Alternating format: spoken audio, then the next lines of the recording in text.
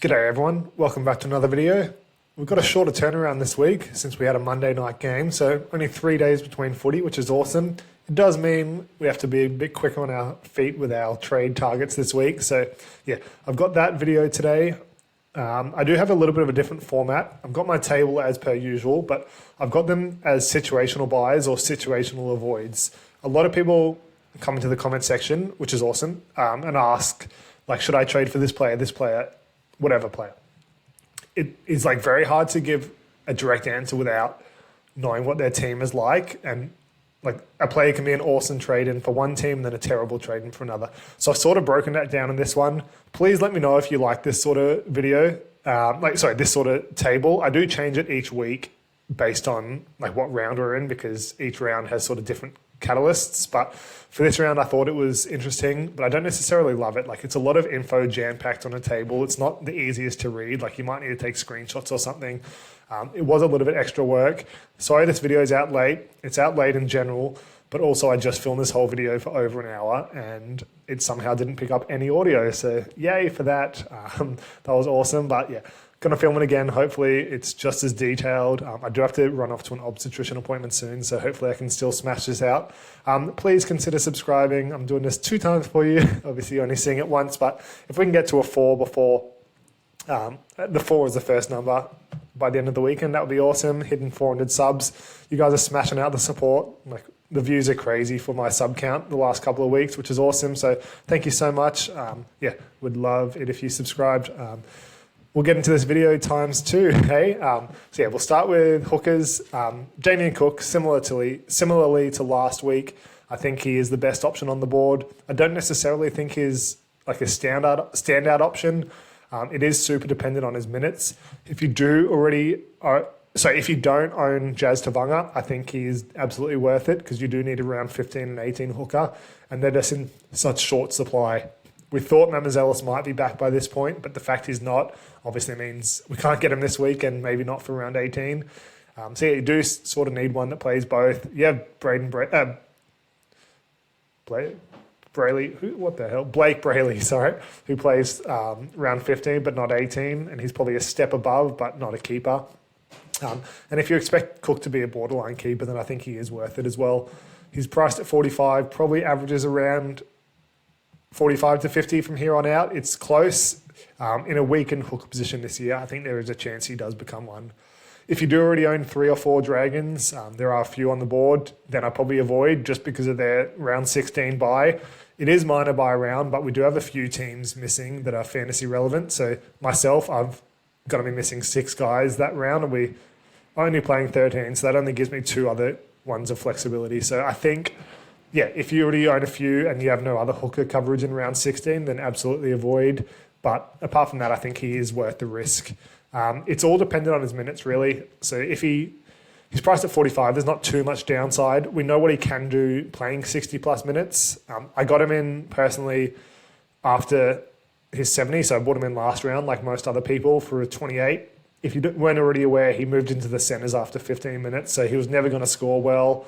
That's only going to be the case with mid-game injuries. But with their bench, it is a chance to happen again over the next couple of weeks. I bought him in after the 69 and 70, not because he scored those. It was because he had 79 and 76 minutes. So yeah, all I was looking to see in round 13 was those minutes be 60 plus, and he was going to come into my team no matter what. We saw that, and then we all ended up buying it a terrible week. So I think his downside is probably like 43 to 45 points. So there's not much downside. His upside is very clear if he is in a bigger minute role. Like, we know what he can do. Averaged 58 last year, 56, 66, 58. And a lot of those are closer to 80-minute performances. So I think he might average between 65 and 70. But it's just, we're just going to have to see. The only thing is, I don't love the bench this week for him. They've got 3 middle forwards on the bench, and when he does play those bigger minutes, he splits at lock when Little comes on. So, yeah, it is tough this week to gauge how he's going to play. If he does play 70 minutes, I think, yeah, we're smooth sailing from here on out. 70 minutes in middle and hooker, not in centres.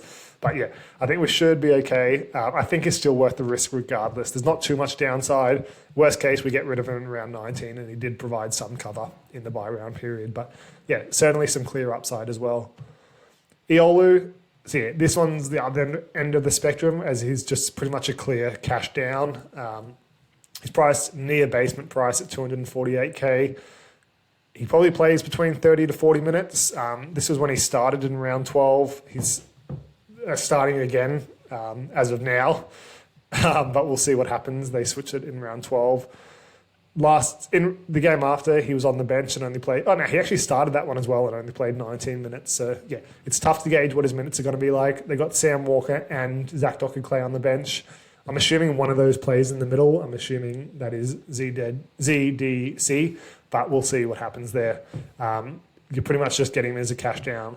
If you have no other round 15 hooker and no other cash downs in your team, then I think he could be worth it, especially if he allows you to buy 2 other guns or key pass as well. Then he does add some value. But certainly not if you already have one pure cash down, so someone that has no path to making money, like a Hopboy or someone like that. I probably wouldn't consider Nathan Lawson in that boat because there is a path to him making money, even though he is basement price. But if you already have one, then certainly not. You cannot afford to have 2 this early on that you're not going to play. That won't feature in any other teams in any other rounds apart from your major buy rounds for your team. If you already have a round 15 or 18 hooker, then yeah, certainly do not pick him up because that's the only value he provides. And if you're low on team value or trades, then yeah, I wouldn't be doing it either. Kurt Donahue is actually a lot more interesting. He does have that dual position, which is good.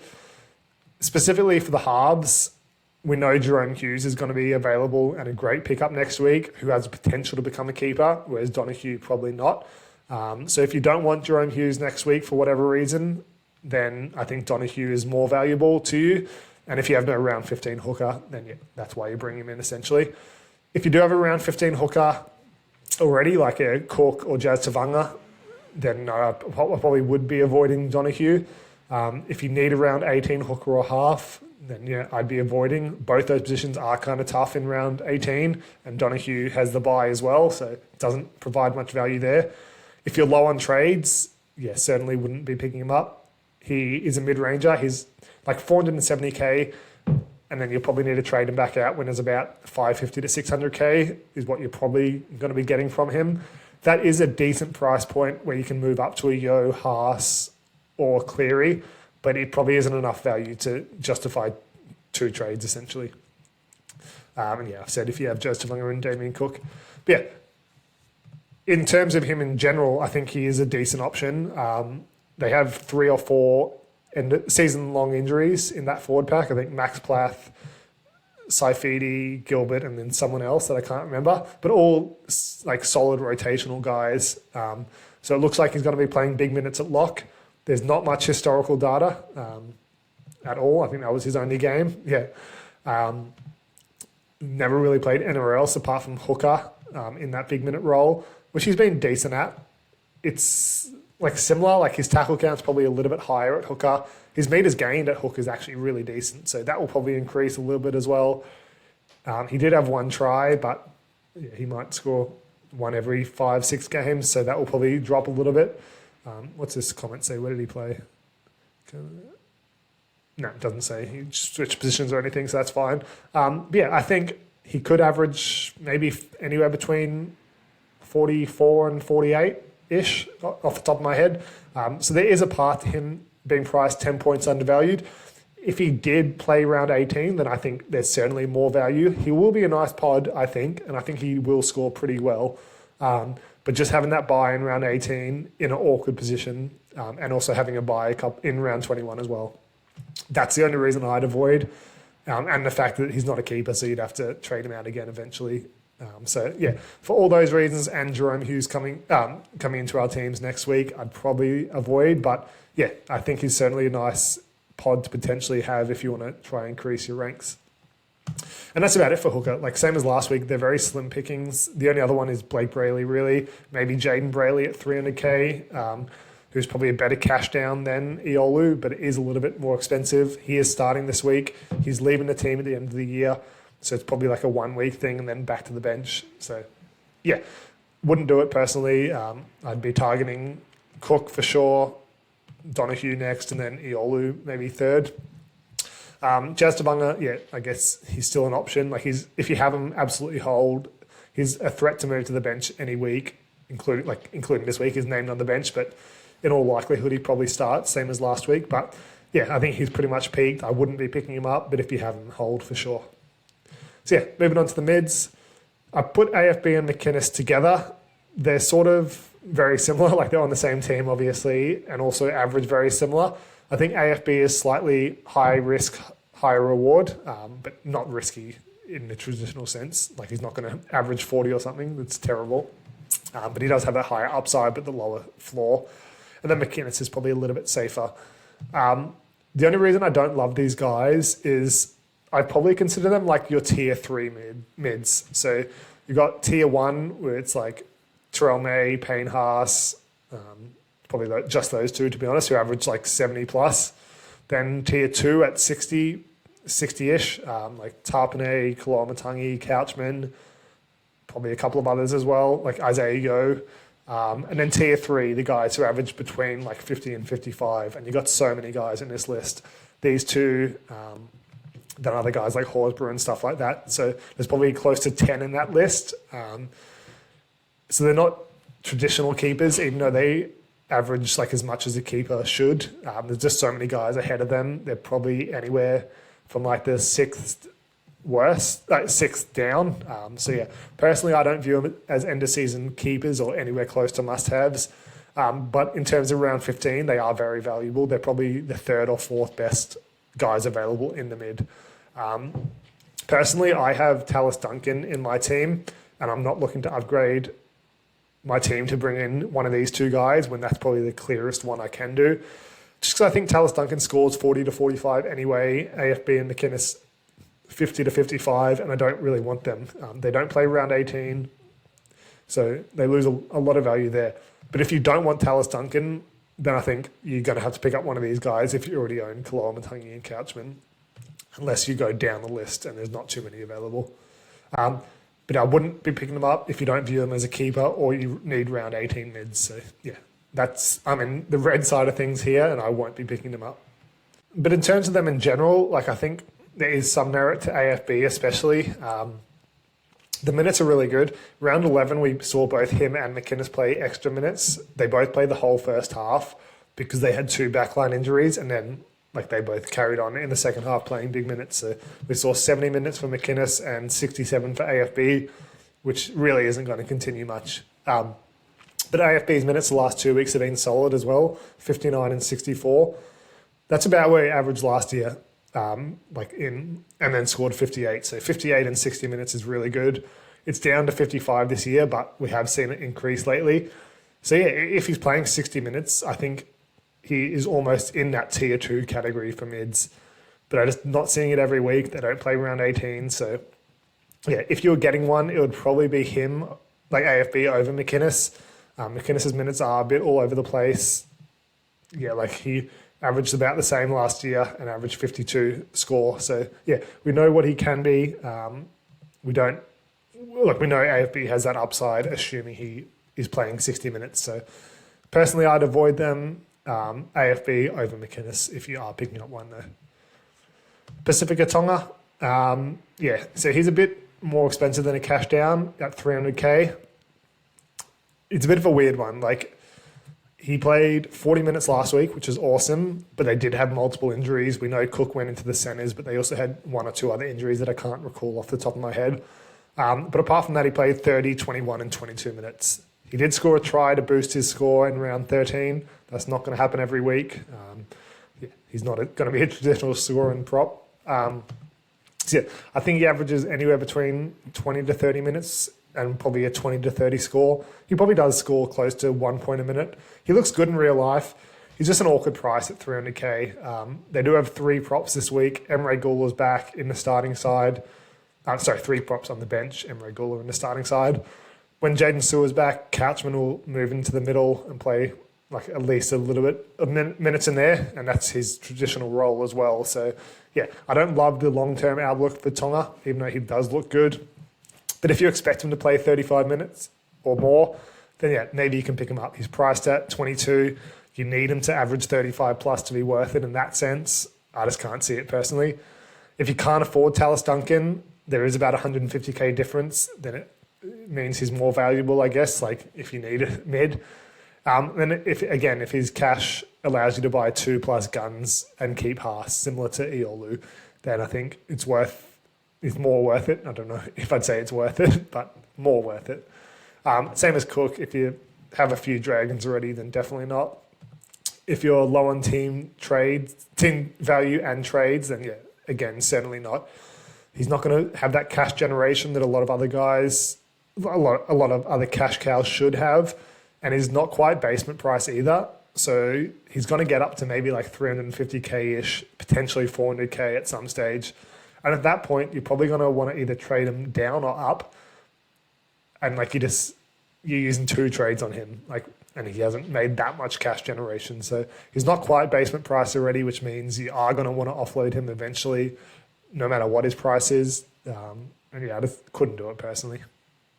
I did actually like him at the start of the week, but yeah, looking into it more, I'm just not a fan at all.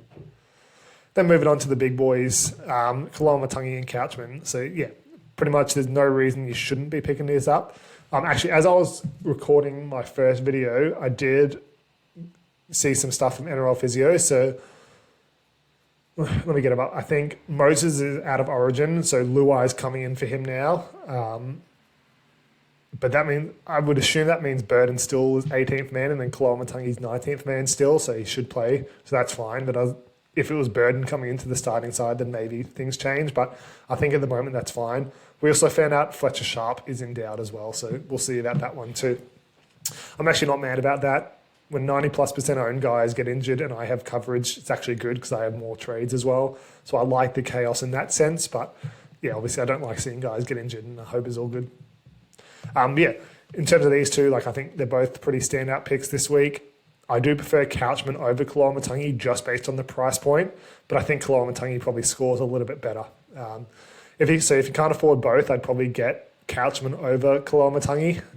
But yeah, most teams should have both after this round anyway. Couchman, I wouldn't pick him up if you can't field a full middle edge rotation in round 16, again with a few notable teams having the bye.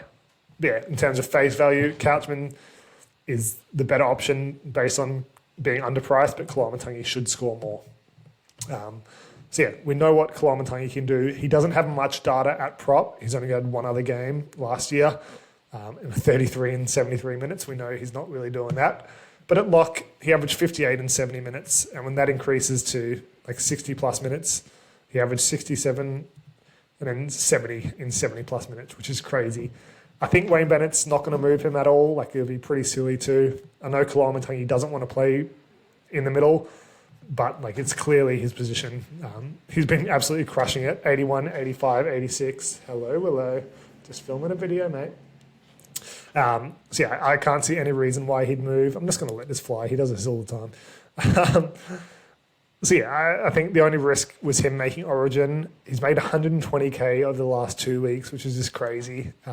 Even more, he got down to 616k before he moved to prop. So if you picked him up then, credit to you, that's awesome. I'm sorry, my cat's just going crazy on my screen. I'm not going to pause it. I've already filmed this twice. It is what it is. Hopefully you can't even see the cat at the moment.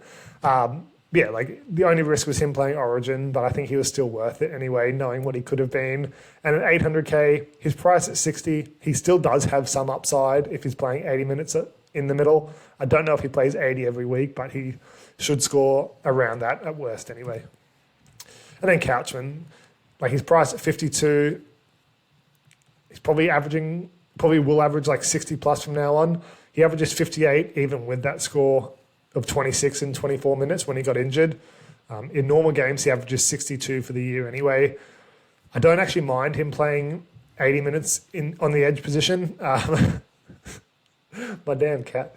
I thought he was going to play that Dylan Egan role where if he plays 30, 35 on the edge, then when an edge forward comes on to cover, he moves to the mid for 35, 40 minutes and then gets like a 5 to 10 minute rest. But no, with their injuries, he ended up playing 80 on edge the last couple of weeks. And I think he will again with no traditional edge on the bench this week and 3 middles. So yeah, I don't mind him there. His base stats are strong. He'll probably just get less offloads and meters gained playing in the middle, playing on the edge, sorry. One sec, I am going to have to pause this.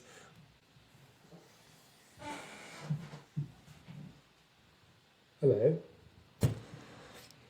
So yeah, I'm not concerned by him being on the edge. It wouldn't stop me from getting him. His break even is a little bit higher as well, but yeah, he should average 60-ish from here on out. So don't mind him.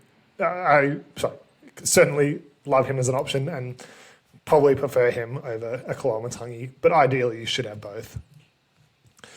Now moving on to Tallis Duncan. So yeah, this one is very team specific. I obviously made a pretty strong case for him about 3-4 weeks ago. I think it was coming into round 12 or round 11. And yeah, like his data in second row prior to that was really good. He started off really slow this year in those games in the second row, but there was clearly reasons as to why he wasn't going to score like that moving forward. It was this year. It was around 10, 11, 13. So yeah, I've talked about it a few times, but yeah, 5 errors, then a sin bin with like negative 18 that week, and then 5 missed tackles last week. So there's stuff that's not going to continue. He had a more normal week last week where nothing sort of went wrong, which was good, and scored a 58. So I don't think he's going to average 58. So definitely won't average 58.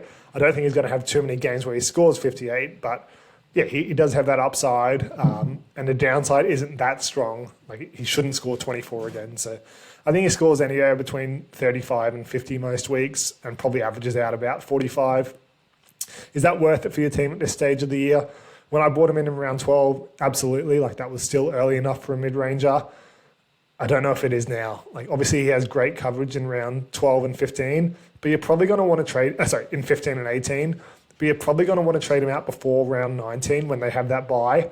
That was my plan. That still is my plan. I've got 7 guys missing at this stage in round 19, which is just crazy because we have a lot of teams that are from favourable, a lot of players from favourable teams that are on the bye, like the Raiders, Rabbitohs, and Manly. So yeah, my plan is to trade him out by round 19. So you've got about 4 weeks of leeway for him when he is a bit of a up and down scorer. So you really need him to average that 45 mark. You're not going to be making 150k from him because you're only probably keeping him for around 4 rounds or so. And obviously if he's outperforming, then you will keep him. But yeah, in my eyes, I'm getting rid of him in round 19. So it's a little bit harder to justify.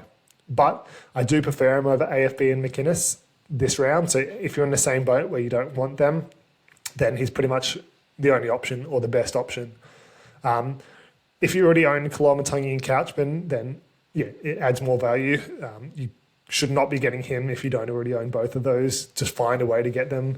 You don't have to tear your team apart, but it should be reasonably easy to get them in. And then obviously if you need round 15, 18 mid and edge cover. So if you don't have them, no.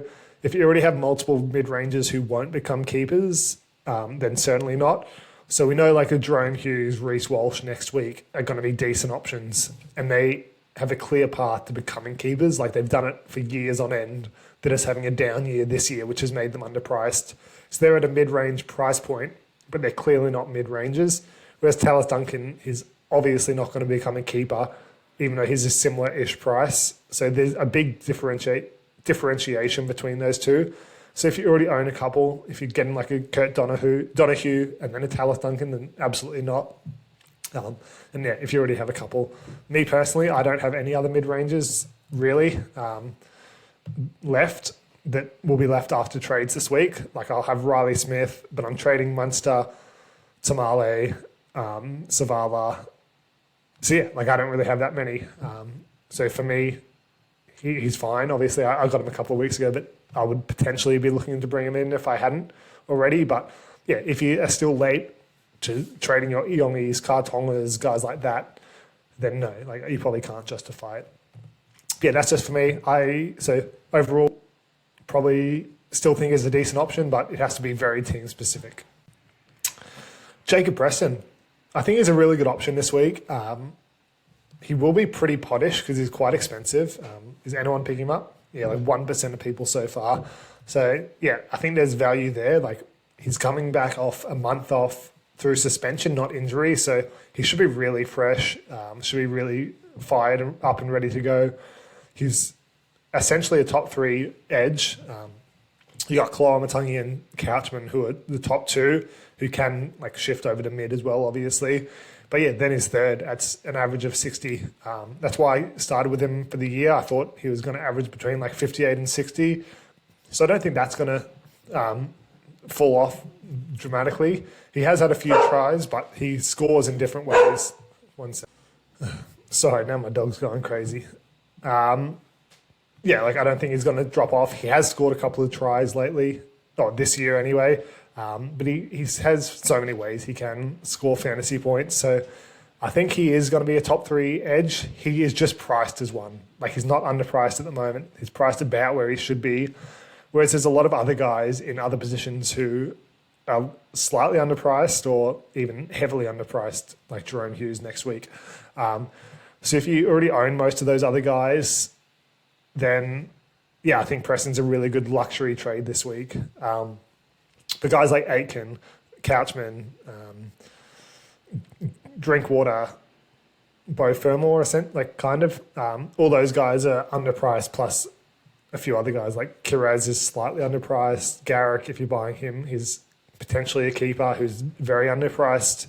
Like there's so many other guys that are not priced where they should be, whereas Preston is. So yeah, I think he's an awesome trade-in, but he's also a bit more luxury when there's other value on the board.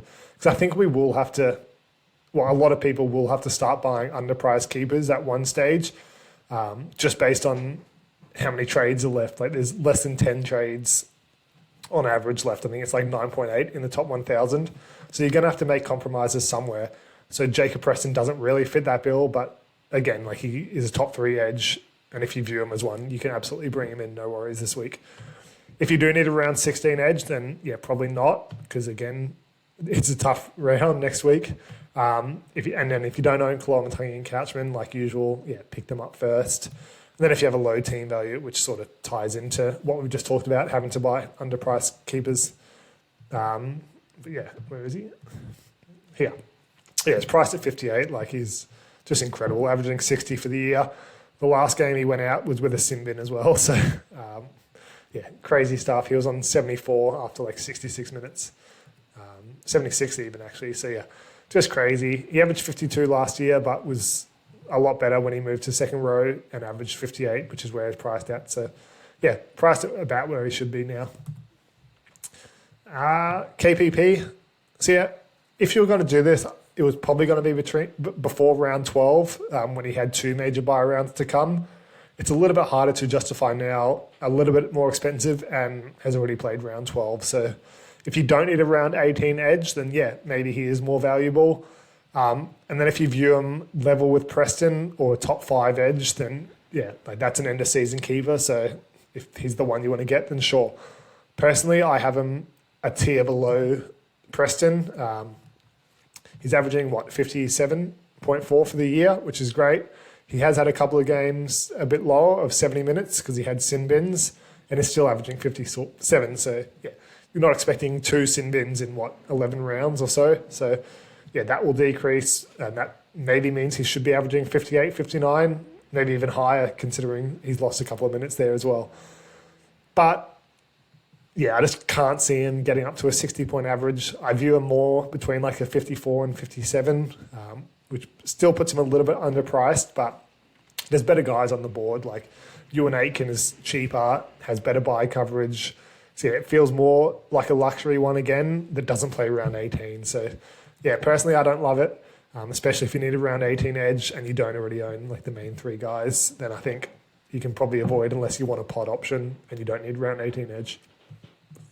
Speaking of Ewan Aitken, yeah, there's pretty much no situation where he's not a good trade-in unless you don't believe he'll average 55 plus, or again, you're low on round 19 cover. He's priced at 50. His data is so strong, averaging 60 this year.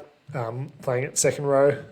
He does have that threat to move to centre during games and stuff like that, but it's pretty clear they want to play him in the second row, averaging 60 this year, 56 last year, 66, 49, 64. So, yeah, like pretty comfortably going to average 55 plus.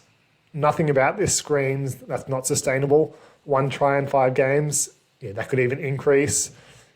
57 in base is just ridiculous. Maybe that goes slightly down his tackle count, but yeah, I don't see it. Like his tackle breaks higher than his missed tackles. No offloads in that really. Yeah, just bring him in. I thought it was a great trade in around 620k, which is what I did, and even at that price point, he's really good. Bo Fermor. So yeah, I'm actually really happy with this. I thought there was a chance he'd miss Origin, and he did in the round we want him to. So game 2 is round 15 when the Titans don't have a bye. Their only major bye round they don't. So yeah, it couldn't have worked out better. I view him as a top 5 edge, top 5 centre, not a top 5 edge, but certainly at centre. So yeah, I think he's worth a trade in. I'm surprised he's not on this list at all. I know a lot of us have Herbie. Like they're targeting Jacob Preston and stuff, but yeah, like he's a really good pod option, a little bit lesser owned than the other guys. So I think number 1, Herbie, he's your number 1 centre, then probably Dylan Lucas, Kiraz, and then probably Fermor at number 4. So yeah, clearly a top 5 centre, end of season keeper at a little bit of a discount towards compared to most other guys. He's what, 75k cheaper than Herbie. So yeah, certainly a lot of value in him. He was a little bit worse last year, playing 70, I think. Playing second row, I think he averaged 50. Yeah, 49.8. But then he's averaging 60 this year. And that was with 109. But yeah, apart from, like his lowest score is 44, which is pretty crazy. He has scored a couple of tries, but nothing that's unsustainable. The base is solid. And yeah, like there's not really an Origin risk anymore, considering the Titans have a bye in round 18. So yeah, I think he'll probably average between 52 and 55, so slightly underpriced, and has that edge centre dual, which makes him probably more valuable than KPP. I still wouldn't be picking him up over like an Aitken or Preston or anything like that, considering he doesn't play round 18. So if you need an edge or centre in that, then certainly not. And if you already own Herbie, then yeah, like I'd probably prefer Herbie towards the end of the season. If he had the dual as well, then absolutely, but the dual does help a little bit for Fermor over Herbie, but you don't need both of them, especially if you have like a Dylan Lucas as well. So if you already have Herbie, just be content with that. But if not, then I think he is a good pickup.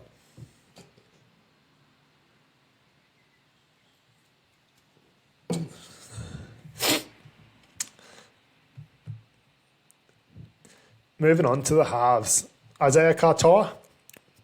Yeah, so I've been a bit down on him towards the start of the year, like about 4 to 6 weeks ago. Every week my sentiment increases a little bit, but that's just with more data. So I'm not blowing anyone's mind here. Like I have steered people the wrong direction. I said he wasn't really a buy early on in the year. And now that is a higher price, yeah, like I can see the value in him. But that's, yeah, I don't know. Like he's just had such a big jump the last couple of years that I didn't see it as sustainable. But geez, like he's unreal in real life. Certainly going to win a few Dally M's in his time. He looks like a young Cleary, I reckon, just without the goal kicking at the moment. But yeah, like he's taken on the game so well. He gets a lot of his stuff done in base stats, which is crazy. But is he worth buying at a 57 price point when he doesn't play round 18? Probably not. I don't know. Wouldn't hold it against you if you did. If you are buying Jerome Hughes next week, who covers for round 18, then I think it makes Katoa more valuable because, yeah, obviously Katoa doesn't play round 18 and it is a little bit harder. But if you are buying Hughes, then I think that helps. And then if you view him as the second best half, excluding Jaden Campbell, so 1 Cleary, 2 Isaiah Katoa, then I think he's worth it for sure because he's an end-of-season guy. There's probably no debating at the moment that he is number 2. So, yeah, as long as you view him as that, then I think he's worth bringing in still. If you do need a round 18 half and you're not really bringing anyone else like a Jerome Hughes, Daly Cherry Evans, then probably not worth it. The only other gun half that plays round 18 is Jamal Fogarty, I think. So and maybe Adam Reynolds, who's a tier below. So it is tough round. So even though Katoa doesn't play, he's in the boat as a lot of other players a lot of other halves that don't. So yeah, it's okay to bring him in. If you already own Hines as well, I wouldn't do it. Obviously, Katoa has separated himself from Hines a little bit, but they're in the same sort of tier, and they both missed round 18. So yeah, I wouldn't have them both, certainly. Katoa also has 2 buys coming up as well, so they missed round 18 and 21. So you just got to consider that as well. It's not a tough buy round. The Dolphins are the only team on that buy, but it does decrease his value slightly to other guys who only have 1 to come. Cherry Evans, actually super surprised he's not on the Who's Hot list. I don't think. I'll just check that. Yeah, not even there, 0.86%. So that's surprising. I'd be interested to see how many top 1,000 teams pick him up, which we'll be able to see at the start of the round. But yeah, like he's a lot cheaper. He's at, 650K? 640K, priced at 48. He's having his worst season, certainly, and that's still averaging 50.5. So yeah, he's obviously had heaps of data previously to assume that he's going to get up to at least keeper level at 53, 54. So I'm certainly happy to bring him in. I am kind of considering these guys, but not so much. If you do view him as a potential keeper, then certainly bring him in. He has no real downside, and he should have every opportunity to get up close to a 55 average. And if that extra money allows you to target guns in other positions, then certainly that's how I'm viewing it. I'm getting Jaden Campbell, Kiraz, and Jerome Hughes next week. The other 2 this week. So, yeah, that's other guns that I want that Cherry Evans over like someone like a Katoa allows me to do. So, yeah, pretty easy decision for me there. Surprised it's not higher. If you need round 16/19 half cover when they do have their buys, then yeah, maybe not. I do technically need that cover, but I've got Hughes coming in next week, so then I'll have Hines and Hughes in 16 and 19, which helps a lot. So yeah, pretty easy for me to bring him in, knowing I'm bringing in Hughes. And yeah, I think he's a really good option. If you don't have Jaden Campbell or Katoa though, like one of them, then yeah, I'd probably just look to bring in one of them instead.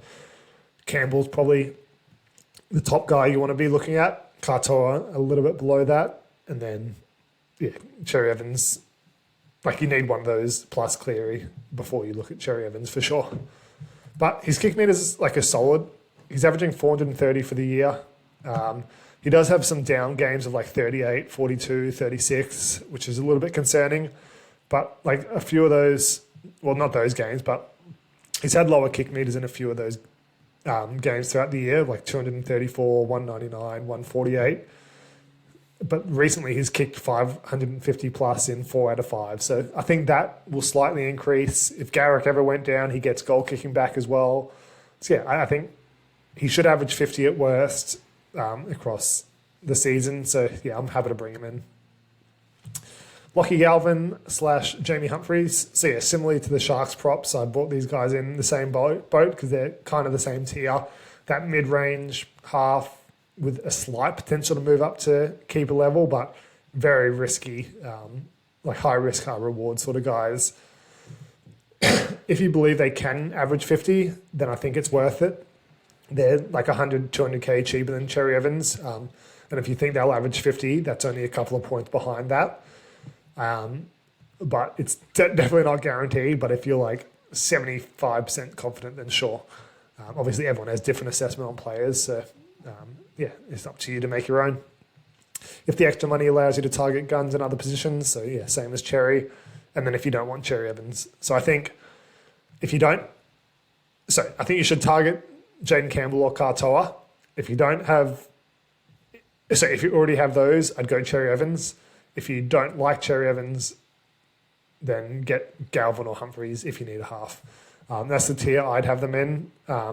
If you're low on trades, though, certainly couldn't be doing these guys because you're banking on them to become a keeper.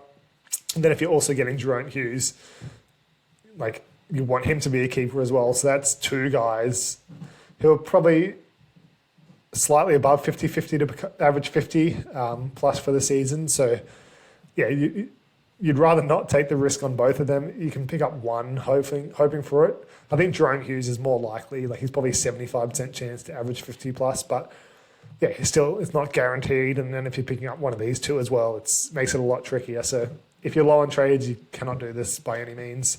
And if you can afford to buy a Top Gun, just do that. Talk about Galvin first. Obviously, he came on off the bench last week, so we don't know what his role is going to be.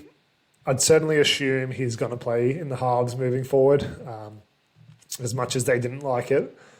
I don't know what else you can do unless that it's leaving on the bench the whole season. But yeah, he doesn't come without his risks. But if he is playing in the halves, then I think he's awesome. Averaged 52 last year with like 170 kick meters or so. So that probably is about the same burden. Even if he moves into the centres, he probably kicks a little bit. Sexton kicks a little bit. So yeah, like he got a 52 without goal kicking and without many kick meters. So it's all in base really. Try assists should increase, I guess, being on a better team. Tries maybe slightly as well. So the attacking stats should get a boost. The base stats are already there. So yeah, I think he could average 50. It's just about which position he's going to play. Like, is he going to be a half as of, well, this week, now that he's starting, but when all the guys are back, like, is that going to continue? So who knows? If he does, I think he's a great option, but it's very risky. Jamie Humphries. So yeah, we know what this guy can be. He started the season awesome. He's averaging 57 even with that score of 19 when he's not getting injured or starting off the bench. Obviously, there's a few caveats to this though, right? So average 57, which is great. He was carried by those three scores at the start of the season. One of those games, he played half a game at lock, so the tackle count was huge, and he still was kicking from that position. The kick meters were huge to start the season with Latrell out. Plus, he goal kicked at the start of the season, and Latrell has taken those back while he's been back in the team. So with Latrell out of the team in round 15 and 18, I think Humphries probably scores 50 plus, like maybe 55 to 60. But then in the other rounds, when Latrell's back, he probably scores between 40 and 45, and assuming he's fully healthy. So yeah, I don't know. I think he averages somewhere between 45 and 50 across the season, which is technically worth it. But I'd rather just go up to a Cherry Evans, I think, who's not that much more expensive and is definitely going to become a keeper. But I do actually really like one of these guys as a pod option. I do have the trades necessary to do it.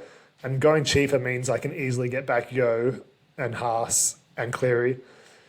So I'll see. If I can tinker with it and not trade out Haas and get like a Humphries or Galvin, I might do it. But I kind of want to trade Haas anyway. So I don't know. No one's picking up Cherry Evans anyway. So that kind of makes him a pod as well. So I think I'll just do that. But I wouldn't... I would be lying if I said I wasn't tempted by these guys. Jaden Campbell, yeah, he's like the standout really. Has that dual, is the best winger fullback, is the second best half. The only thing is he doesn't play round 18, so if you need cover there, don't pick him up. But yeah, that's the only buy of the season, so only buy left of the season. So he plays every other game. I think you just got to do it now or never really. I'm certainly picking him up. Not even going to talk about him because everyone knows what he can do. He's not a risk of moving out to fullback anymore. Yeah, unless Brimson gets injured and De Groot's not healthy, so just pick him up. Herbie, if you view him as a number one centre, then yeah, certainly bring him in for sure. I think he is clearly the number one centre, which is crazy for a true centre. It's just same with Katoa. He misses round 18 and 21. So yeah, that's the only bad thing about him. But if you want him this week, I'm not going to stop you.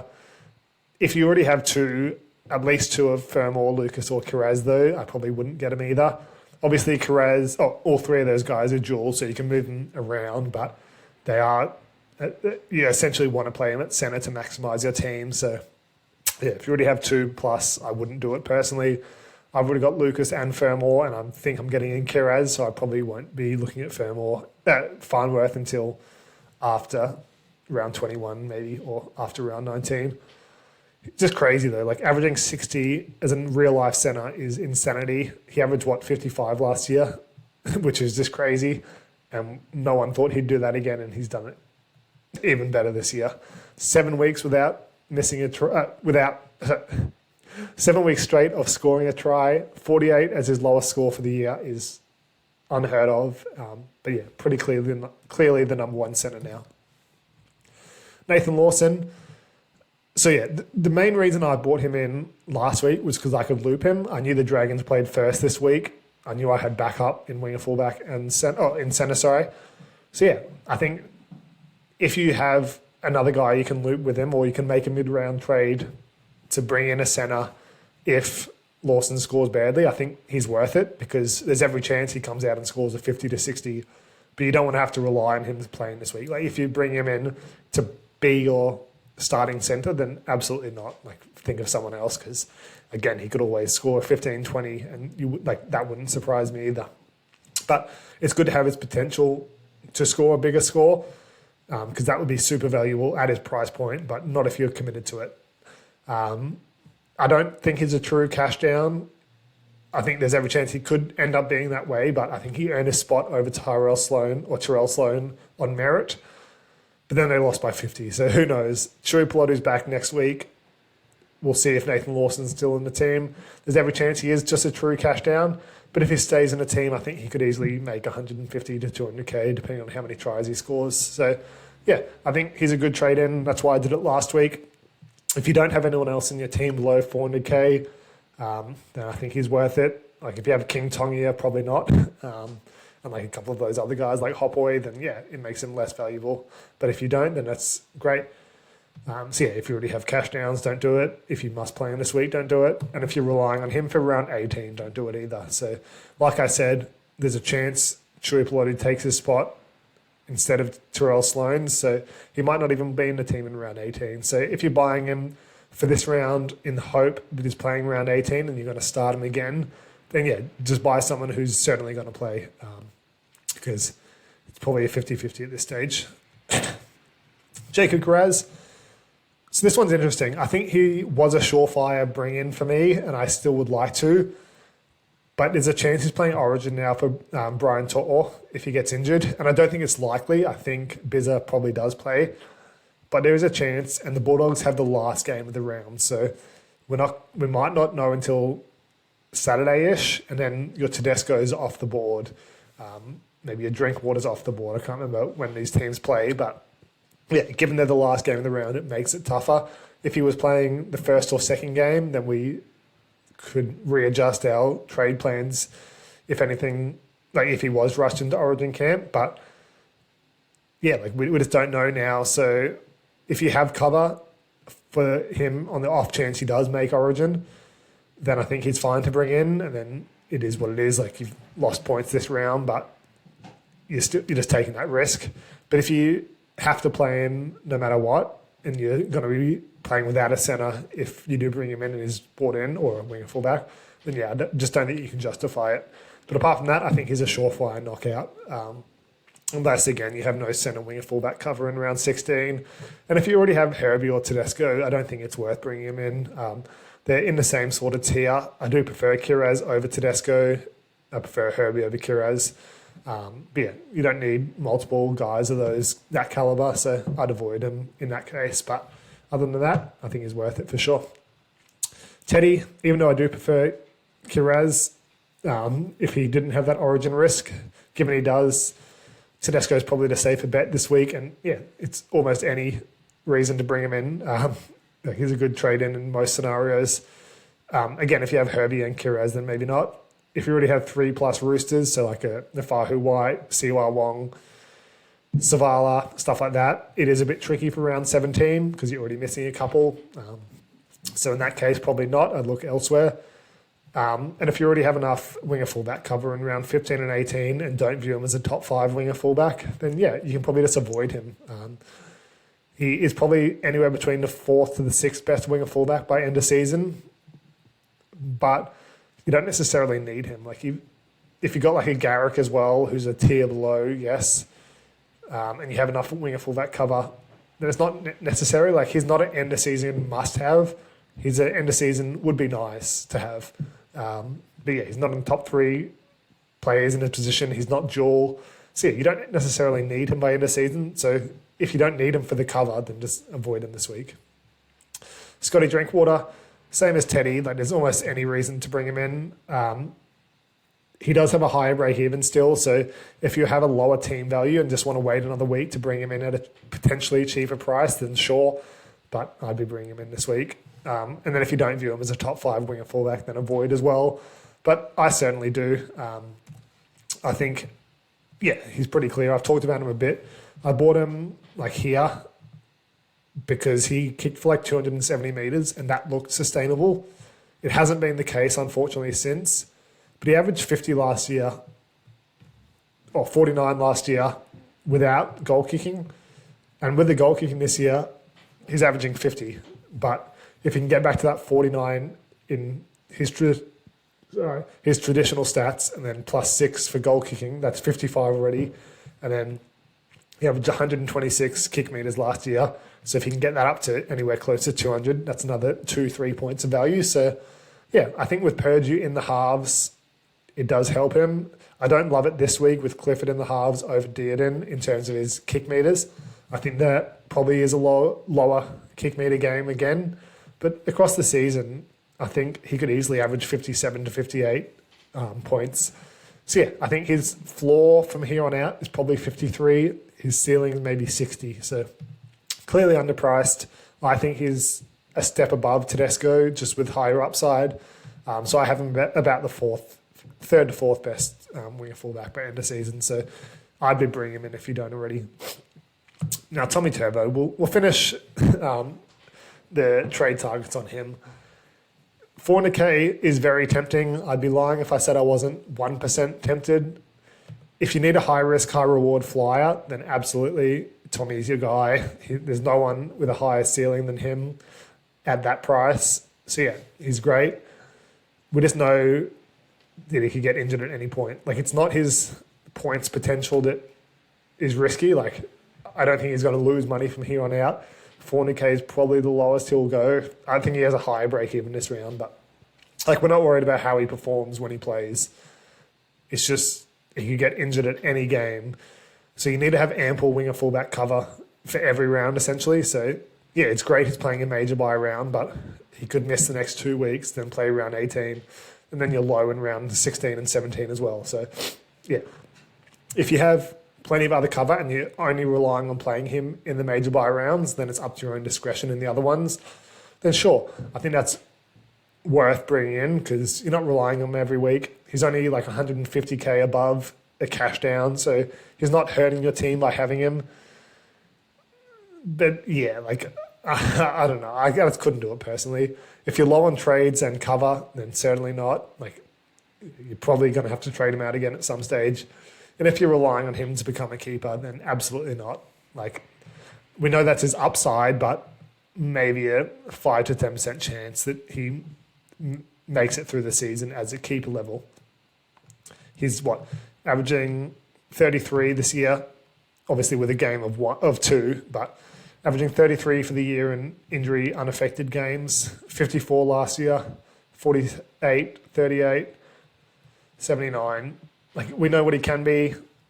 I'd say you're more likely to get maybe somewhere around the 47 mark. But how many games is that going to be for? Like, who knows?